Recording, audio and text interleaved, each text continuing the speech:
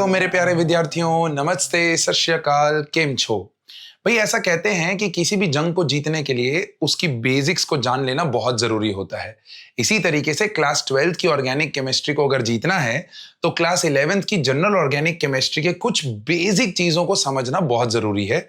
इसीलिए आज पाजी की कक्षा में हम लोग उन्हीं जनरल ऑर्गेनिक केमिस्ट्री के कुछ बेसिक चीजों को समझने आए हैं। अब देखो, किसी भी ऑर्गेनिक केमिस्ट्री के रिएक्शंस को जब आप देखते हो तो सबसे पहले उनको ऐसे इमेजिन करो कि एक सबस्ट्रेट है, उसके ऊपर एक अटैकिंग रिएजेंट है, उन दोनों के मिलन से एक इंटरमीडिएट बनता है और उस इंटरमीडिएट से फाइनली हमें प्रोडक्ट्स और बाय प्रोडक्ट्स मिलते हैं। अब देखो, जब भी कोई रिएजेंट किसी भी सबस्ट्रेट मॉलिक्यूल पे अटैक करेगा तो उस सबस्ट्रेट मॉलिक्यूल में होंगे कोवेलेंट बॉन्ड्स की ब्रेकिंग, और वो ब्रेकिंग जो है वो दो प्रकार से हो सकती है। एक है हेटेरोलिटिक क्लीवेज और दूसरा है होमोलिटिक क्लीवेज। कार्बन जब अपने से ज्यादा इलेक्ट्रोनेगेटिव एटम से बॉन्डेड हो तो वो इलेक्ट्रोनेगेटिव एटम पूरा का पूरा शेयर्ड पेयर ऑफ इलेक्ट्रॉन लेके जाएगा और कार्बन पे पॉजिटिव चार्ज छोड़ के जाएगा, इसीलिए वो बन जाता है कार्बोकैटायन। सिमिलरली एक लेस इलेक्ट्रोनेगेटिव एटम क्या करेगा, कार्बन पे नेगेटिव चार्ज छोड़ के जाएगा, इसीलिए वो बन जाएगा कार्बोएनायन। और जब कोई भी इलेक्ट्रोनेगेटिविटी डिफरेंस नहीं है तो वहां पर आपका कार्बन के ऊपर बनेगा फ्री रेडिकल। अब मेरा रिक्वेस्ट आप लोगों से यह है कि इस बेसिक मैनुअल को आप पहले अपने हाथों से लिखें और एक पाजी की कक्षा का व्हाट्सएप चैनल है उसको ज्वाइन कर लें, क्योंकि ये मैनुअल हम वहां पर भी शेयर करने वाले हैं। तो अगर कुछ लिखने का रह जाता है तो आप बिल्कुल उस मैनुअल को रेफर कर सकते हैं। जो मैं आपको बोलने जा रहा हूं वो लिखते जाइएगा कि कार्बोकैटायन जो होता है वो 6 इलेक्ट्रॉन स्पीशी है, फ्री रेडिकल जो है वो 7 इलेक्ट्रॉन स्पीशी है। तो कार्बोकैटायन और फ्री रेडिकल्स जो हैं वो एक इलेक्ट्रॉन डेफिशिएंट स्पीशी है, और कार्बोएनायन जो है वो मेरे बच्चे 8 इलेक्ट्रॉन स्पीशी है। So therefore that is a electron rich species. अब ये जो वर्ड्स हैं इनका यूज हम थोड़ी देर में करेंगे, प्लीज उस चीज के लिए वेट करिएगा। अब ये जब अटैकिंग रिएजेंट ने सबस्ट्रेट मॉलिक्यूल के ऊपर अटैक किया तो वो अटैकिंग रिएजेंट कितने प्रकार का हो सकता है, वो है 2, and that is nothing but nucleophile and electrophile. अब अगर आप न्यूक्लियोफाइल की बात करो तो वो एक न्यूक्लियस लविंग, मतलब न्यूक्लियस की तरफ मोहब्बत है उसकी, तो पॉजिटिव की तरफ अगर वो अट्रैक्टेड है तो खुद पे कैसा चार्ज होगा, नेगेटिव चार्ज होगा। और इसीलिए ये नेगेटिव चार्ज के कुछ एग्जांपल्स हमने यहां पर रखे हैं।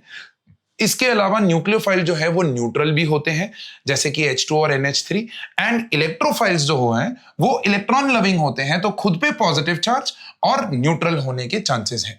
तो इन पूरी चीजों को ध्यान से समझना है, क्योंकि न्यूक्लियोफाइल और इलेक्ट्रोफाइल अगर समझ में आ गया तो आपको यह समझ में आ जाएगा कि इंटरमीडिएट कैसे बनेंगे, राइट।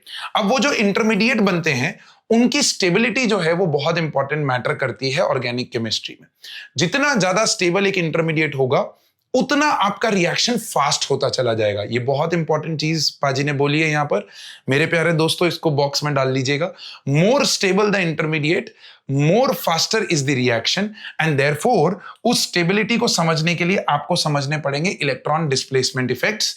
एंड वो इलेक्ट्रॉन डिस्प्लेसमेंट इफेक्ट्स जो हैं वो 4 प्रकार के होते हैं, उसमें से 2 बहुत इंपॉर्टेंट हैं, that is inductive and resonance. इसके अलावा हाइपर कॉन्जुगेशन और इलेक्ट्रोमेरिक भी होता है। चलिए पहले इफेक्ट की तरफ चलते हैं। What is inductive effect? Inductive effect is nothing but movement of sigma electrons. हाँ जी, सिग्मा इलेक्ट्रॉन्स का मूवमेंट है। किसकी वजह से ये होता है? Because of the polarisation of the adjacent sigma bond. Let me explain you this with an example over here, कि अगर आपके पास एक कार्बन की चेन है और उसके ऊपर एक मोर इलेक्ट्रोनेगेटिव एटम बना है, तो वो मोर इलेक्ट्रोनेगेटिव एटम जो है वो नेगेटिव हो जाएगा और ये कार्बन पॉजिटिव हो जाएगा। अब ये नेगेटिव और पॉजिटिव मिलके क्या कर रहे हैं, वो अंदर जो कार्बन्स हैं उनके ऊपर पोलराइजेशन कर रहे हैं। अब इसी चीज को हम लोग बोलते हैं inductive effect. Now this carbon over here is known as alpha carbon, this over here is known as beta, and this over here is known as gamma. Gamma carbon के बियॉन्ड, मतलब थर्ड कार्बन के beyond, आपका inductive effect जो है वो negligible हो जाता है। करेक्ट है। अब ये इंडक्टिव इफेक्ट 2 प्रकार का होता है, एक होता है -I और दूसरा होता है +I। अब -I और +I में क्या डिफरेंस है, इसको एक सिंपल से एग्जांपल से समझते हैं। कि इमेजिन करिए कि ये जो कार्बन है, ये चेन आपका बैंक अकाउंट है, और उस बैंक अकाउंट में एक ऐसा दोस्त जुड़ गया जो बैंक अकाउंट में से इलेक्ट्रॉन विड्रॉ कर रहा है, जिसको हम लोग EWG, इलेक्ट्रॉन विड्रॉइंग ग्रुप्स बोलते हैं। ऐसे ग्रुप्स माइनस आई करते हैं। सिमिलरली एक बैंक अकाउंट पे एक ऐसा ग्रुप जुड़ गया जो इलेक्ट्रॉन डोनेट कर रहा है। अब डोनेशन से कार्बन पे आता है नेगेटिव चार्ज और खुद पे आएगा पॉजिटिव चार्ज। तो ये चीज का बहुत ध्यान रखना है आपको। एंड देयरफॉर यहां पर एक मिसप्रिंट है, ये पॉजिटिव है यहां पर। तो ये इस तरीके से एनालॉजी से आप इसको याद रखिए कि EWG इलेक्ट्रॉन विड्रॉइंग ग्रुप क्या करते हैं, माइनस आई, और इलेक्ट्रॉन डोनेटिंग ग्रुप क्या करेंगे, प्लस आई। अब ये माइनस आई और प्लस आई करने वाले कौन से ग्रुप्स हैं, तो भैया ये रही लिस्ट आपकी स्क्रीन के ऊपर। इसको आप नोट डाउन करिए और सिंपली अपने नोटिस बोर्ड पे अभी के लिए लगा दीजिए। पाजी की बात को ध्यान से सुनना है, अभी सिर्फ नोटिस बोर्ड पे लगा दीजिए। क्वेश्चंस प्रैक्टिस करते वक्त ये ग्रुप्स आपको याद हो जाएंगे।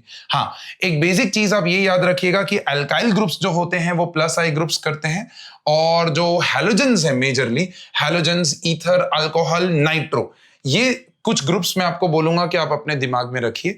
बाकी आप कोई टेंशन ना लीजिए, क्वेश्चन प्रैक्टिस करते वक्त हो जाएगा। अब दूसरी चीज जो आपको यहां पर समझनी है कि what are the applications of inductive effect. अब इंडक्टिव इफेक्ट जो है वो उसकी जो एप्लीकेशन है वो बड़ी इंटरेस्टिंग है।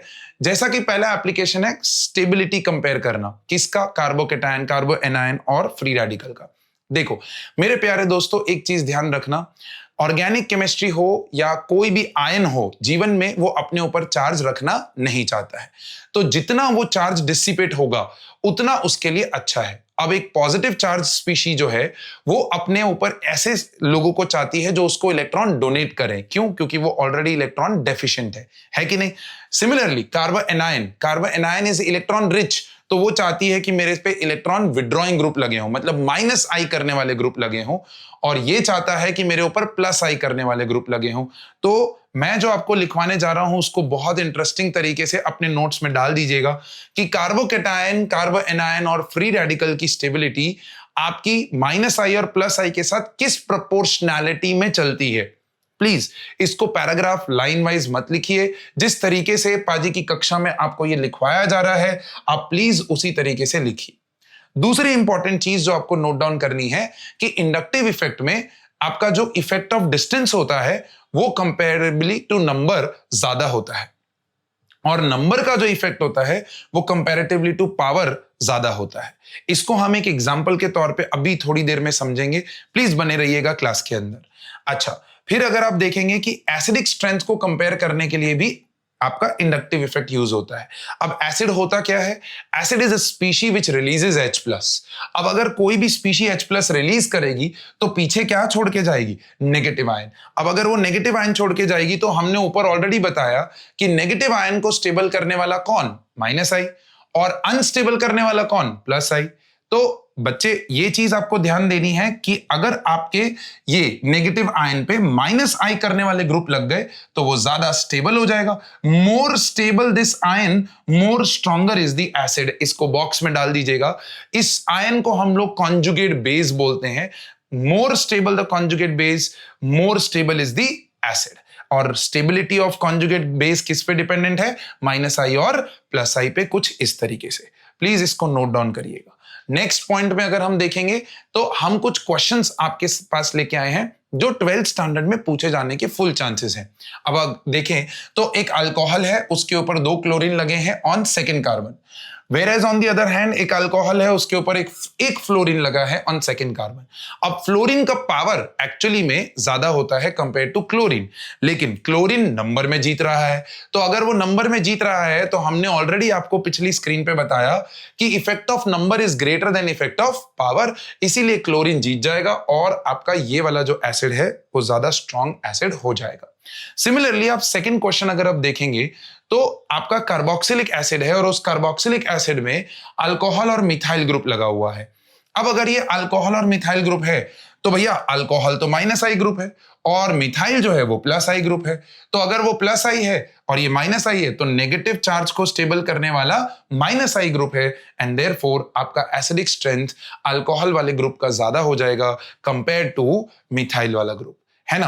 तो ये जो स्क्रीन है आपके लिए बहुत इंपॉर्टेंट हो जाती है। डिस्टेंस के साथ आपका इंडक्टिव इफेक्ट घटता है, ये बहुत इंपॉर्टेंट लाइन है, लेकिन डिस्टेंस, नंबर और पावर को अगर कंपेयर किया जाए तो डिस्टेंस ऑब्वियसली जीत रहा है। ठीक है, अब आपके लिए मैंने 2 क्वेश्चन स्क्रीन पे रखे हैं, आप इन क्वेश्चंस को सॉल्व करिए एंड ट्राई करिए कि इसको कमेंट बॉक्स में डालिए with question number 1 as A B C D increasing order of stability में डालिए। Similarly question number 2 increasing order या डिक्रीजिंग ऑर्डर, कोई भी ऑर्डर चलेगा, बस एरोज सही से लगा दीजिएगा and I will give you a shout out in the next video कि आपने वो आंसर बिल्कुल परफेक्टली दिया था। करेक्ट है। आगे बढ़ते हैं हाइपर कॉन्जुगेशन की तरफ। सेकंड इफेक्ट, हाइपर कॉन्जुगेशन होता क्या है? It is the delocalisation. Delocalisation मतलब कि आपका एक इलेक्ट्रॉन जो कि 2 एटम्स के बीच में लोकलाइज था, वो अब लोकलाइज नहीं रहा, वो डीलोकलाइज हो गया है। So delocalisation of electron from CH bond, CH bond मतलब एक sigma bond, sigma bond to adjacent empty orbital. अब क्वेश्चन ये उठता है कि ये एम्प्टी ऑर्बिटल कब कब बन सकता है? तो एम्प्टी ऑर्बिटल जो है वो आप देखोगे कि फ्री एल्कीन के साथ, कार्बोकेटायन के साथ और फ्री रेडिकल के साथ बनने के पूरे पूरे चांसेस होते हैं, राइट? तो अगर आपका कभी भी कोई ऐसा सेटअप आ जाए जिसके अंदर आपका जो एल्कीन है वो एडजेसेंट CH बॉन्ड के साथ जुड़ा हो, तो ये जो एडजेसेंट CH बॉन्ड है, ये एरोज सेल्फ एक्सप्लेनेटरी हैं। ये क्या बता रहे हैं कि ये वाला जो सिग्मा इलेक्ट्रॉन है वो पाई में कन्वर्ट हो जाएगा और ये पाई जो है वो नेगेटिव चार्ज में कन्वर्ट हो जाएगा और कुछ इस तरीके से आपको हाइपर कॉन्जुगेटेड स्ट्रक्चर दिखेगा, समथिंग लाइक दिस।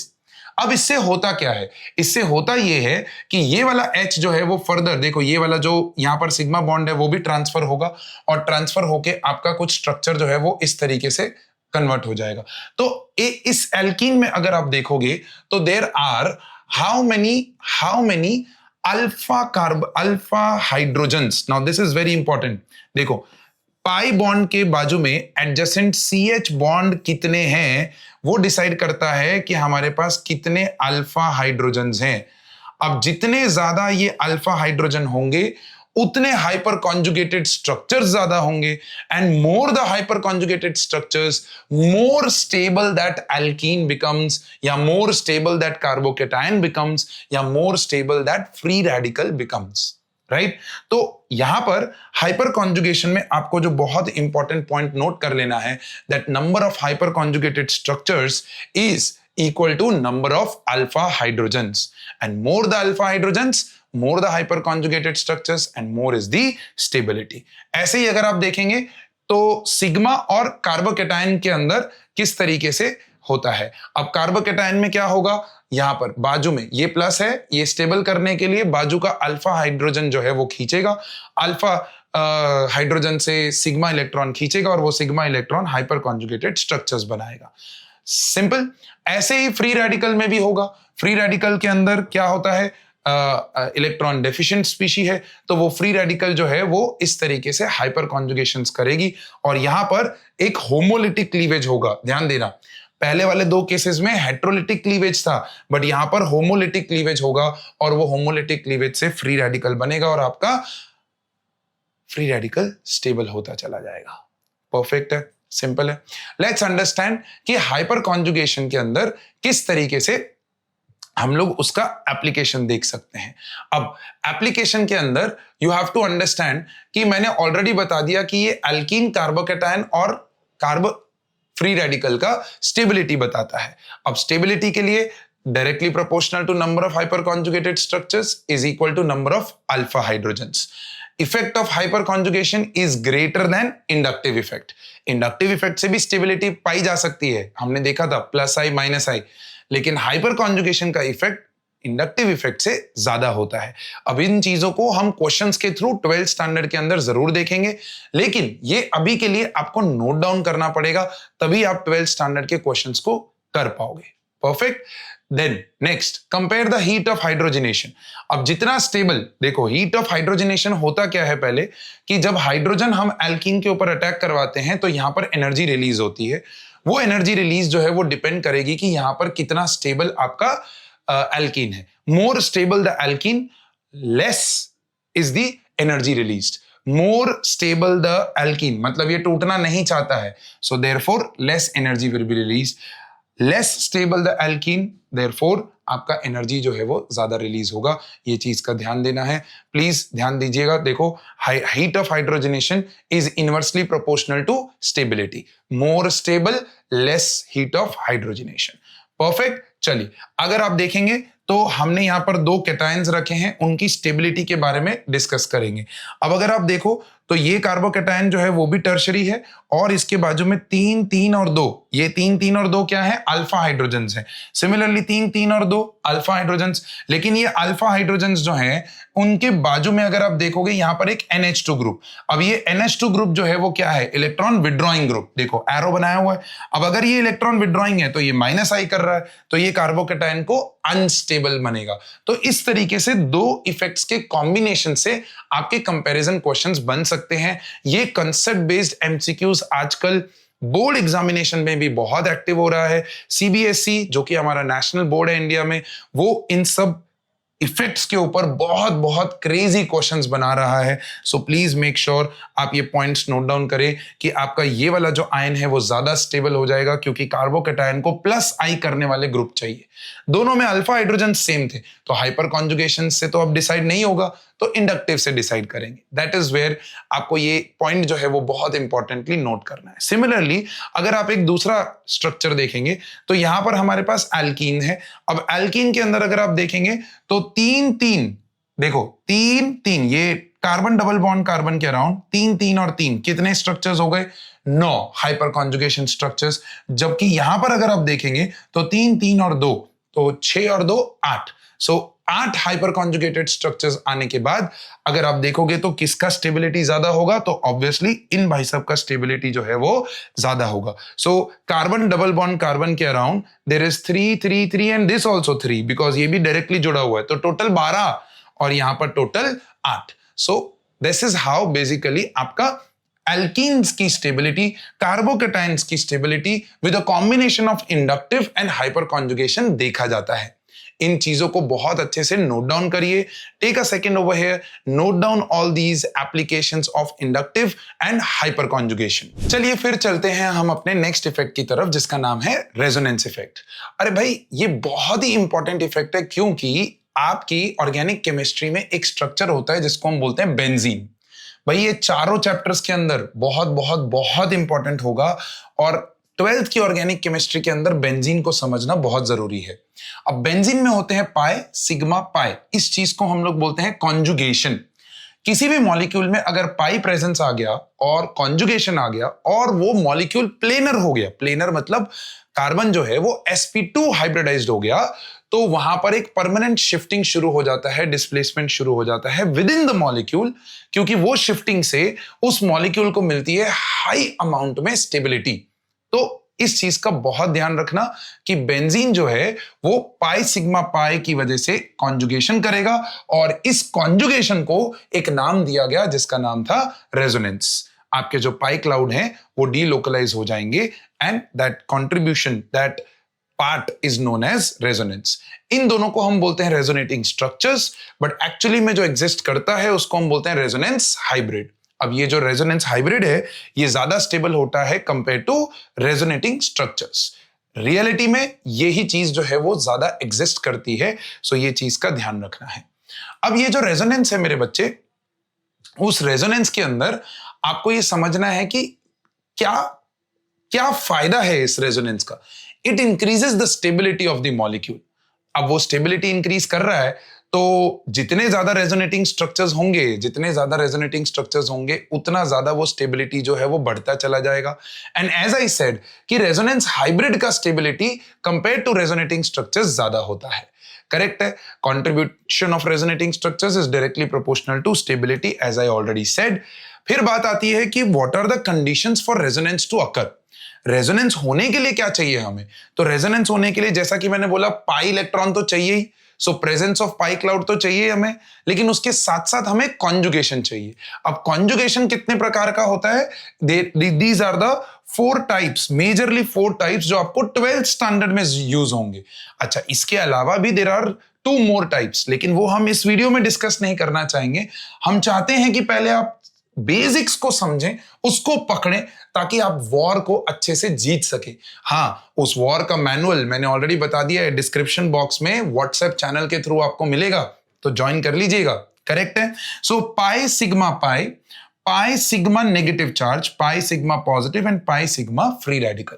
अब ये पाई सिग्मा पाई और पाई सिग्मा फ्री रेडिकल का क्या मतलब है, या पाई सिग्मा पॉजिटिव का क्या मतलब है? तो सपोज करो कि मेरे पास एक एल्कीन है CH2 double bond CH single bond CH, और यहां पर 2 और प्लस है। सिंपल। तो पाई सिग्मा पॉजिटिव, राइट, इसी को हम बोलते हैं कॉन्जुगेशन। किसी भी स्ट्रक्चर में ऐसा दिख गया तो ये पाई जो है वो तुरंत यहां शिफ्ट हो जाएगा, और ये जब यहां शिफ्ट होगा तो इस कार्बन पे पॉजिटिव आ जाएगा। सो आपका रेजोनेटिंग स्ट्रक्चर कुछ इस तरीके से दिखेगा, CH2 positive, single bond CH, double bond CH2, right. ऐसे ही ये पॉजिटिव की जगह पे यहां पर नेगेटिव हो तो उल्टा रेजोनेंस होगा, ये नेगेटिव स्टेबल होने के लिए इधर डोनेट करेगा, और ये वाला जो पाई क्लाउड है वो इधर शिफ्ट हो जाएगा। I hope you are able to understand this, right. It is as simple as that. और पाई सिग्मा पाई का तो हमने ऑलरेडी बता दिया कि CH2 double bond CH, single bond CH and double bond CH2, ऐसा कुछ हो जाए तो आपको ये चीज समझनी है कि ये वाला जो पाई है वो सिग्मा है और ये पाई है, तो ये वाला पाई इधर शिफ्ट होगा, ये वाला पाई यहां शिफ्ट होगा, और आपका एक रेजोनेटिंग स्ट्रक्चर बनेगा, दैट इज CH2, इसके ऊपर plus single bond CH double bond CH, single bond CH2, और यहां पर माइनस। अच्छा, कई बार कॉम्पिटिटिव एग्जाम्स में ये पूछ लिया जाता है कि इन दोनों रेजोनेटिंग स्ट्रक्चर्स में से ज्यादा स्टेबल कौन? तो भैया ये एक न्यूट्रल स्ट्रक्चर था और ये एक आयोनिक स्ट्रक्चर बन गया है, चार्ज्ड स्पीशी है, और पाजी आपको चीख चीख के बोल चुका है कि कोई भी स्पीशी अपने ऊपर चार्ज रखना चाहती नहीं है ना। तो वो चीज का ध्यान देना है कि इन दोनों में से ज्यादा स्टेबल ये वाला स्ट्रक्चर हो जाएगा, क्योंकि ये न्यूट्रल है और ये चार्ज्ड है। परफेक्ट, सिंपल, आसान। अब ये है कुछ एग्जांपल्स कॉन्जुगेशन के, प्लीज इनको नोट डाउन कर लीजिएगा, और रेजोनेंस को इसी तरीके से समझना है। परफेक्ट, आगे बढ़ते हैं। लेट्स अंडरस्टैंड कि टाइप्स ऑफ रेजोनेंस क्या क्या है। अब टाइप्स में अगर आप देखोगे तो अगेन 2 टाइप्स, जैसे प्लस आई माइनस आई था वैसे ही प्लस आर और माइनस आर है। अब प्लस आर और माइनस आर पहचानते कैसे हैं?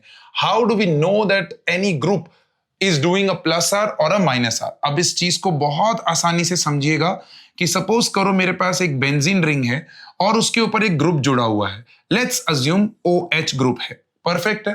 अब ये OH ग्रुप में अगर आप देखोगे तो ये एक X एटम है और ये एक Y एटम है। अब अगर ये जो Y एटम है ये आपका मोर इलेक्ट्रोनेगेटिव हो गया, क्या हो गया? मोर इलेक्ट्रोनेगेटिव, जो कि यहां पर नहीं है। यहां पर तो वो O से क्या है? लेस इलेक्ट्रोनेगेटिव है। तो अभी के लिए चलो यही एग्जांपल ले लेते हैं कि ये लेस इलेक्ट्रोनेगेटिव है। तो ये वाला जो पूरा ग्रुप होगा वो इस कॉन्जुगेटेड सिस्टम के ऊपर अपना लोन पेयर डोनेट करेगा, और वो डोनेशन से ये इफेक्ट हो जाएगा प्लस आर इफेक्ट। बहुत ही सिंपल सा ट्रिक है, इसको मैं बोलता हूं XY ट्रिक। ध्यान से समझना, XY ट्रिक। XY ट्रिक क्या होता है कि अगर Y मोर इलेक्ट्रोनेगेटिव है तो ये इलेक्ट्रॉन डोनेटिंग ग्रुप हो गया और ये प्लस आर करेगा।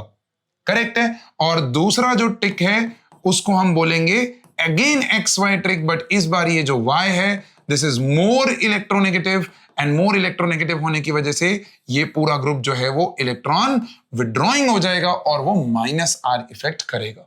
बहुत ही सिंपल सा चीज है। अब अगर आप नीचे लिखे हुए जितने भी ग्रुप्स हैं उनको अगर आप बेंजीन रिंग के ऊपर अटैच करें और मेरा ये XY वाला ट्रिक लगाएं तो आप देखोगे कि पाजी ने आपके लिए प्लस आर और माइनस आर आइडेंटिफाई करना कितना आसान कर दिया है। And mind it my dear friends, 12th standard में ये प्लस आर और माइनस आर बहुत ज्यादा यूज होगा। बहुत जगहों पे ये प्लस आर और माइनस आर जो है इसका स्टेबिलिटी, ये एसिडिक कैरेक्टर की स्टेबिलिटी, ये बहुत सारे जगहों पे कॉन्जुगेटेड सिस्टम की stabilities, electrophilic substitution reactions on benzene, उसके अंदर ये प्लस आर और माइनस आर का बहुत यूज होगा। सो प्लीज ये ग्रुप्स नोट डाउन करिए और प्लस आर माइनस आर कैसे आइडेंटिफाई करते हैं वो नोट डाउन करिए। नेक्स्ट इफेक्ट हमारा जो है वो है इलेक्ट्रोमेरिक इफेक्ट। अब ये ज्यादा यूज नहीं होता है 12th स्टैंडर्ड में, बट फिर भी हमने यहां पर इस चीज को कवर कर लिया है। Let's try and understand what is electromeric effect. अब इलेक्ट्रोमेरिक इफेक्ट क्या होता है कि इमेजिन करो आपके पास एक कार्बोनाइल कंपाउंड है। अब मैंने ये एग्जांपल इसलिए लिया है क्योंकि कार्बोनाइल कंपाउंड का पूरा एक चैप्टर है aldehyde ketones and carboxylic acids. इसके विसिनिटी में अगर एक अटैकिंग रिएजेंट आ जाए, that is what is written, it is a temporary effect produced when a reagent attacks what the multiple bond। अब जैसे ही अटैकिंग रिएजेंट ने अटैक किया, ये जो पाई बॉन्ड है ये ऑक्सीजन मोर इलेक्ट्रोनेगेटिव एटम की तरफ शिफ्ट हो जाएगा और आपको स्ट्रक्चर में कुछ प्लस एंड माइनस इस तरीके से दिखेगा। This is a temporary shift, ये अदरवाइज नहीं हो रहा था, but due to the presence of attacking reagent ये पोर्शन जो है वो इस तरीके से शिफ्ट हुआ। Now this is the only effect which is temporary. पहले के 3 इफेक्ट जो हमने पढ़े वो है परमानेंट इफेक्ट्स, वो होते रहते हैं मॉलिक्यूल के अंदर, बट ये अटैकिंग रिएजेंट के प्रेजेंस में ही होगा। अब ये पूरी जो चीज है ये आप एल्डिहाइड कीटोन्स और कार्बोक्सिलिक एसिड्स के अंदर बहुत अच्छे से समझेंगे एंड वहां पर आप एक रिएक्शन पढ़ेंगे जिसका नाम है न्यूक्लियोफिलिक एडिशन रिएक्शन। वहां पर आपको ये इलेक्ट्रोमैग्नेटिक इफेक्ट जो है वो बहुत बहुत बहुत काम आएगा। तो प्लीज ये वाला पोर्शन नोट डाउन करिएगा। In the presence of attacking reagent shifting of pi electrons towards the more electronegative atom is known as electromagnetic effect. Perfect. फिर last but not the least, GOC के अंदर बहुत importantly आपको समझना है reaction intermediates की कुछ क्वालिटीज। अच्छा, इंटरमीडिएट्स क्या है वो तो आप जान चुके हैं। कमेंट बॉक्स में आप इस जगह पे जरूर मेंशन करिए कि क्या आपको वो 3 इंटरमीडिएट्स याद हो गए हैं कि नहीं हो गए हैं, कि भाई हमारे इंटरमीडिएट्स कार्बोकेटायन, फ्री रेडिकल और कार्बोएनायन होते हैं, राइट। अब इन कार्बोकेटायंस, कार्बोएनायंस और फ्री रेडिकल्स को देखने के लिए हम आपके लिए एक छोटा सा टेबल लेके आए हैं जिसमें हम 1, 2, 3, 4 प्रॉपर्टीज के रिस्पेक्ट में इन इंटरमीडिएट्स को आपके दिमाग में डालने की कोशिश करेंगे। परफेक्ट है। एंड एज आई सेड कि ये मैनुअल आपको डिस्क्रिप्शन बॉक्स में मिल जाएगा on the WhatsApp channel call पाजी की कक्षा। ओके, अब कार्बोकेटायन के अंदर कार्बन एटम है विद 6 इलेक्ट्रॉन स्पीशीज, जैसा कि मैंने आपको बोला, एक sp2 हाइब्रिडाइज्ड है। तो यहां पर आप छोटी छोटी चीजें जो है वो मेरे साथ साथ नोट डाउन करिए, क्योंकि ये आपको ऑर्गेनिक केमिस्ट्री के अंदर बहुत यूज होंगी। कि अगर ये sp2 है तो ये एक प्लेनर मॉलिक्यूल है, और ये प्लेनर मॉलिक्यूल है तो कार्बोकेटायन जो है वो मेरे प्यारे दोस्तों एक ट्राइगोनल प्लेनर शेप में रहता है। अब ये शेप से होता क्या है कि आपका इनकमिंग जो न्यूक्लियोफाइल होगा वो कार्बोकेटायन के आइदर साइड से अटैक कर सकता है, because it is a planar molecule. अब प्लेनर मॉलिक्यूल है तो कार्बोकेटायन से इधर भी अटैक हो सकता है, प्लेनर मॉलिक्यूल है तो वो पीछे से भी अटैक कर सकता है, क्योंकि ये वाला कार्बन जो है वो ओपन हो चुका है फ्रॉम बोथ द एंड्स। अब इस चीज का यूज आप करोगे चैप्टर नंबर 6 हैलोएल्केन्स हैलोएरीन्स, जहां पर आप लोग SN1 और SN2 रिएक्शन को पढ़ोगे। परफेक्ट। स्टेबिलिटी ऑर्डर में हम ऑलरेडी डिस्कस कर चुके हैं कि अगर आपका कार्बोकेटायन है और वो कार्बोकेटायन है तो इलेक्ट्रॉन डेफिशिएंट है या इलेक्ट्रॉन रिच है। अरे भाई इलेक्ट्रॉन डेफिशिएंट है तो इसके ऊपर प्लस आई करने वाले जितने ग्रुप लगे होंगे उतना ये स्टेबल होता चला जाएगा। तो आप सोचो, मैंने यहां पर एक कार्बन, यहां कार्बन, यहां कार्बन, मतलब ये एक टर्शियरी कार्बोकेटायन हुआ। So tertiary carbocation will be most stable compare to secondary, compare to primary, compare to methyl. ये बहुत इंपॉर्टेंटली नोट डाउन करना है। इसके अलावा आप 2 और कार्बोकेटायन अपने जीवन में देखोगे, and that is nothing but C benzene के ऊपर एक sp3 कार्बन होता है। उस sp3 कार्बन पे प्लस आ जाए तो इसको हम लोग बोलते हैं benzyl carbocation, benzyl carbocation, right. और इसके अलावा C डबल बॉन्ड C और यहां पर ये sp3 कार्बन जो है उस पे पॉजिटिव आ जाए तो इसको हम लोग बोलते हैं एलाइल कार्बोकेटायन। प्लीज ये नोट डाउन करिएगा, बेंजाइल एंड एलाइल। एलाइल और बेंजाइल में अगर आप देखोगे तो pi sigma positive, right, conjugation आ गया। सिमिलरली यहां पर पाई सिग्मा पॉजिटिव कॉन्जुगेशन आ गया। अब इधर अगर आप देखोगे तो मोर रेजोनेटिंग स्ट्रक्चर्स बनेंगे कंपेयर टू ओवर हियर।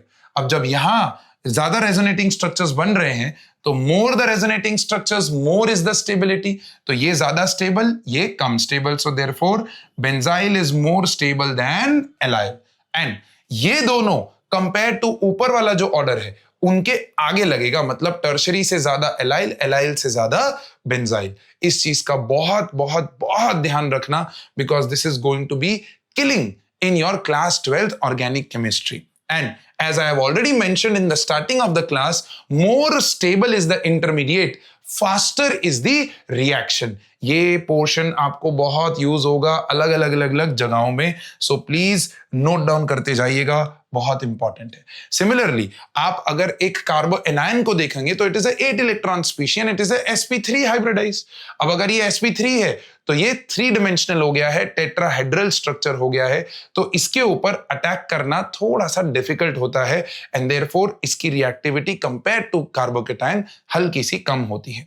अब अगर यहां पर स्टेबिलिटी ऑर्डर की बात करें तो ऑब्वियसली कार्बो एनायन को चाहिए इलेक्ट्रॉन विड्रॉइंग ग्रुप्स, लेकिन अगर आपने इलेक्ट्रॉन डोनेटिंग ग्रुप्स डाल दिए तो वो अनस्टेबल होता चला जाएगा। सो कार्बोकेटायन का जो स्टेबिलिटी ऑर्डर था उसका एग्जैक्टली रिवर्स आपका कार्बो एनायन का स्टेबिलिटी ऑर्डर हो जाएगा, जो कि यहां पर हमने लिखा हुआ है कि टर्शरी सबसे कम, उससे ज्यादा सेकेंडरी और सबसे ज्यादा प्राइमरी जो है वो स्टेबल होता है, और प्राइमरी से भी ज्यादा मिथाइल स्टेबल होगा। सिमिलरली अगर मैं बात करूं फ्री रेडिकल की तो वो है एक electron deficient species, 7 electron species है, तो sp2 हाइब्रिडाइज्ड है, ट्राइगोनल प्लेनर है, तो दोनों तरफ से अटैक करना इजी है। और जैसा कि ये इलेक्ट्रॉन डेफिशिएंट स्पीशी है तो कार्बोकेटायन का जो स्टेबिलिटी ऑर्डर है एग्जैक्टली वैसा ही ऑर्डर आपको फ्री रेडिकल में भी दिखेगा। एंड वापस बोलता हूं, more stable the intermediate, faster is the reaction. अब ये जो स्टेटमेंट है वो आपके टीचर्स आपके रिस्पेक्टिव स्कूल्स में यूज करेंगे while teaching you organic chemistry of different chapters in class 12, जो कि है 4 alcohol phenols and ethers, haloalkanes and haloarenes, aldehyde ketones and carboxylic acids and amines। इनके अंदर ये पूरा GOC का वीडियो आपको बहुत यूजफुल रहेगा एंड ये पूरा का पूरा जो स्टेबिलिटी ऑर्डर है वो आपको बहुत बहुत काम लगेगा। So with that note my dear friend, आज की पाजी की कक्षा यहीं पे खत्म होती है। हम अगली कक्षा में फिर से कुछ ऐसे ही बेसिक चीजों को लेके आपके लिए आएंगे, स्ट्रैटेजी बनाएंगे ताकि आपकी क्लास 12th का जो बोर्ड एग्जामिनेशन है वो आसान हो जाए। Till then, please take care of yourself and share this video with someone who really need it. Thank you so much and take care of yourself. Bye bye.